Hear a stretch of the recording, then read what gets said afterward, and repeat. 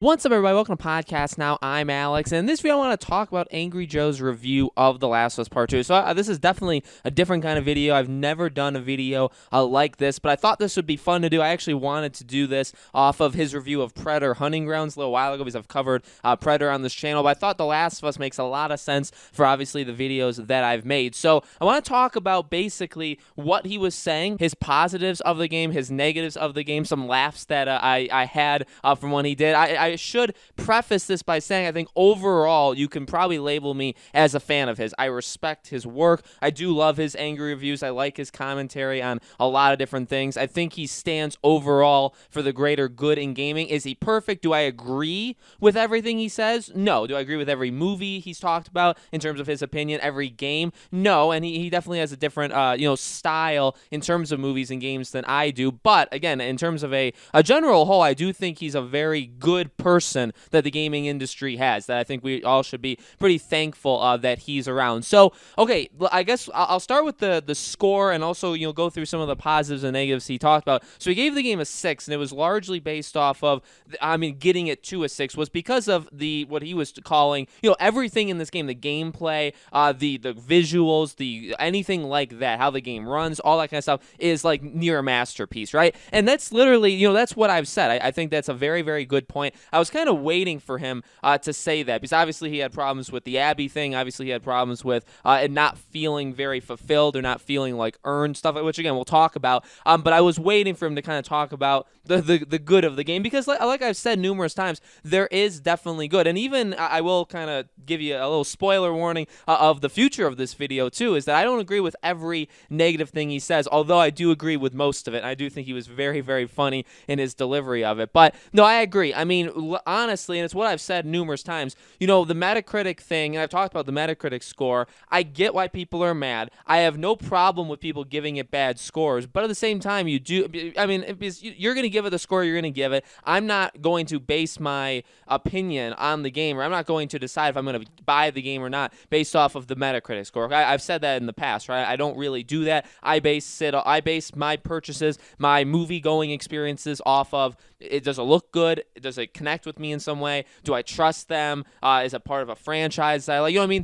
All these different aspects is how I decide if I'm going to buy the game or see the movie or watch the show, whatever it happens to be. And so, one thing I have said about those review scores is, no matter how much you hate the story, and this will contain spoilers, by the way, no matter how much you think they disrespected Joel or how much you hate Abby, the game, I think it's the most beautiful PS4 game, maybe besides like Final Fantasy VII. It's definitely up there in the top tier of like amazing. And again, in terms of just all the different stuff that this game does visually, the guitar stuff, how everybody looks, how everybody moves, how fluid it all is, it's absolutely spectacular. And that's what we've come to expect. We've come to expect that and more from Naughty Dog. It's just that we kind of only got that from them in this game. But, again, so I definitely agree with what Angry Joe said there. This game is, I think, carried off of all of those smaller, and like I've said, the smaller details in this game are phenomenal. Besides that, he goes on to talk about the negatives of the game. So,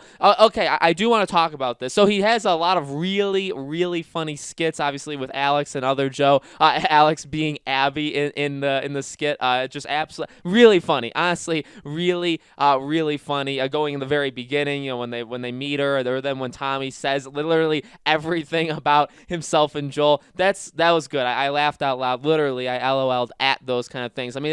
He has a very, very good sense of humor, and he's right. He's honestly very right with those things. I agree with what he's saying. He actually said in this video, that in his review, that one of his ideas, or an idea that took him like 5 minutes to come up with, was, what if you play as Abby? Which I've said, right? That's exactly what I had said. Even back when the leaks came out, I said the way you can do this is you put Abby first. You play as Abby first. But he kind of had a twist on that. He said, well, what if you play as Abby younger, and she grows up dealing with this traumatic event that we don't know what it was, and then she meets Ellie. Then at the same time, we play as Ellie and Joel's journey to get to that exact same point as when they meet Abby, and they can have their fight. They can have their disagreements just like they had in the game. Then they meet up. Then they grow together where all three of them, you like all three of them, and they form this cool dynamic. But then all of a sudden, Abby finds out who Joel is, what Joel did, and she kills him then. Okay, and that was still absolutely rock Ellie's world, and then who knows where it goes from there. I like that idea. I mean, I think that's a very different twist. I still think you could, I've always stood by this, and I think I always will. You could have done the way they wanted to, the story Neil Druckmann told. You could have done it.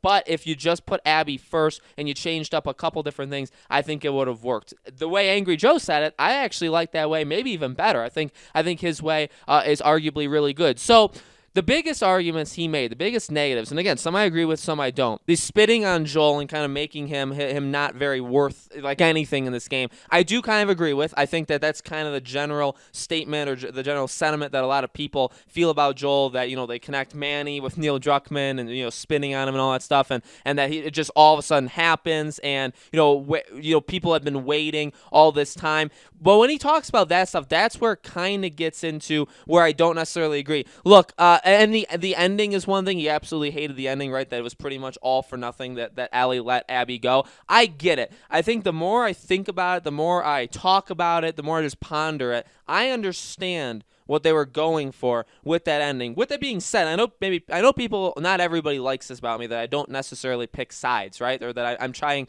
to stay in the middle and they want me to pick a side. I don't hate the ending. That's what I'll say. I don't love it. I understand why Ellie did it, breaking the cycle of hate. And there is something to, like I said, there is something to that. There is something to her, you know, flashback to seeing Joel, right, playing the guitar, and then after she lets Abby go, we find out again the whole talk they had the night before it all happened, right? And again, that Ellie was going to try to forgive Joel. And so if she was going to forgive Joel for doing something that she felt was so evil, so bad, like the worst thing he could have done to her, then she can try to forgive Abby for doing something so evil and so bad to Joel. Okay, I actually kind of like that. I like the idea of that. But you know, Angry Joe goes on to talk about Abby, talk about how, hey, it's not because of what she looks like. It's just because we flat out don't care. And I do agree. The game forces you to try to care about her. I mean, there's no doubt about it. They're trying to make you like her. Okay. Now again, it's up to you if you do or if you don't. And he actually said exactly what I've said too, where Abby gets the best scenes, Abby gets the better weapons, Abby gets like the cooler moments. But again, her cast of characters aren't good, right? Manny is like, we don't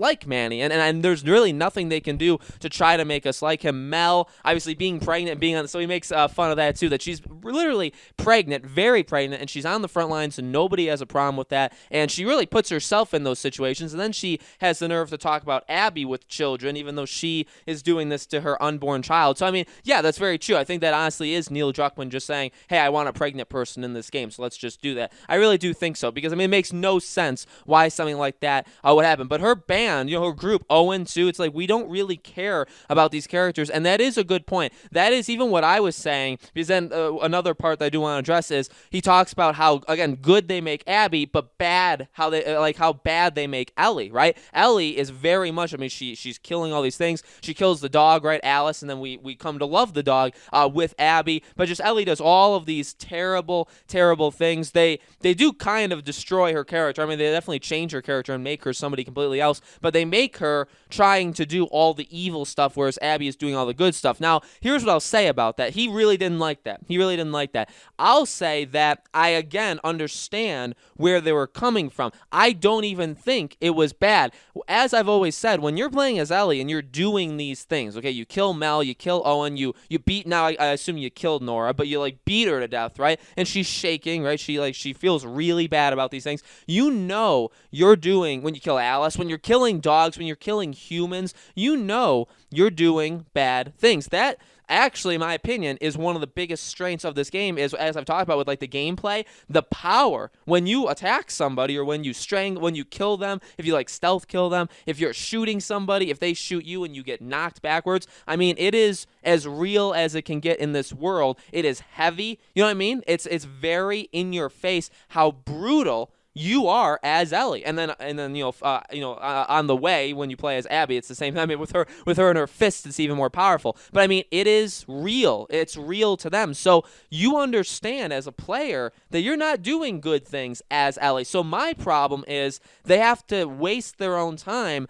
telling you that as Abby. That's my problem. That, yeah, we don't need to play 12 hours as Abby. We don't need to learn to like her because really they messed up the order. We're never truly going to like. And you could say, well, maybe that's the point. I don't think that's the point. I really do think they try to make us like her. And I don't despise her, but I don't like her. I don't want to play as her. It's stopping me from going back and playing the game again. Otherwise, I would on like Survivor difficulty. It I think is going to become a huge problem with The Last of Us Part 3, where it's like, I'll get it, but I don't want to play as Abby, but I guess I will. You know what I mean? So it's that situation. I don't despise her. I get why she did it. Ultimately, I get why she did it, but I don't need to play as her. I don't want to play as her. And I think that's the biggest problem. Now, I don't think Angry Joe really addressed that part. In fact, it kind of that maybe is like the only thing that upset me is he didn't really talk about the fact that that is actually, again, how they execute it wasn't good, but I do like the idea that somebody like Abby could just do this to Joel, that this could just happen because of what's happened in the past. In fact, Neil Druckmann, I believe on the spoiler cast, was kind of funny, even said that like he knew his time was eventually going to come, that he's crossed so many people that eventually it was going to come back to bite him. I mean, I agree. I actually said that before I ever, like weeks, months before I ever heard Neil Druckmann say that, right? Because that is true. He's done so many bad things. Eventually, something connected to them is gonna catch up, and it can just be random. It could be somebody go walk up behind him and just shoot him, and it could just be over. You know what I mean? So I mean, I do like the idea that that is possible in this world. It's just, again, the execution of Abby, of how you play as Abby. I don't need it. You're doing bad. So that's kind of my point to what Joe said. I agree. They make Ellie like an actual piece of garbage human being, and then Abby is supposed to be this super likable person. In reality, though, we like Ellie. We should have played more as Ellie. The most of the game should have been Ellie, and we know we're doing bad things as Ellie. That is, however, part of the overall like cycle of hatred thing, where it's like, I do think that kind of comes back. So, well, let me finish this.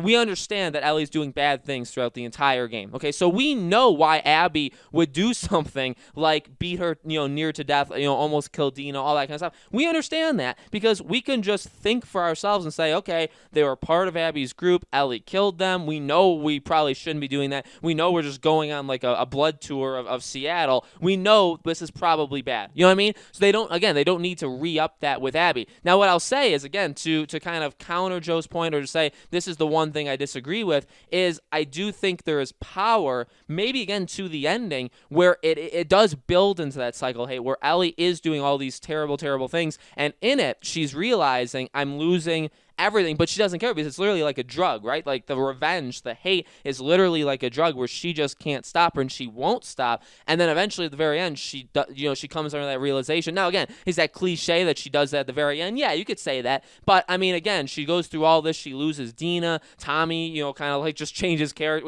which Joe says, right? Tommy is literally just not the same character, or he flip-flops like 10 times in this game, which I completely agree with. They really messed Tommy up in this game in more than one way, right? But like you have all this stuff happening, and then Ellie realizes, like, man, it's not worth it. And I do think that does kind of, it doesn't like redeem itself, but I do think it shows itself in the final battle that they're both tired, they both really don't want to do it, but they kind of have to. Especially, I mean, Abby is literally forced to it, but Ellie has to, right? Because she's still seeing Joel, in quick like spurts in her memory. She's like, I have to do this. But you as a player, I mean, yes, we all want Abby gone, right? So we're like, okay, Ellie, just do it. But at the same time, if you're really gonna try to give them a chance in the game, we're kind of all like, all right, just stop, Ellie. Like, right, you've lost everything. Just let her go. Move on. Like, never see her again. Hopefully she'll be gone forever, and just move on with your life. And then they have that brutal fight, which is very brutal. I mean, you're slicing each other up. You're both getting attacked. I mean, it's very. I do think it's very, very brutal.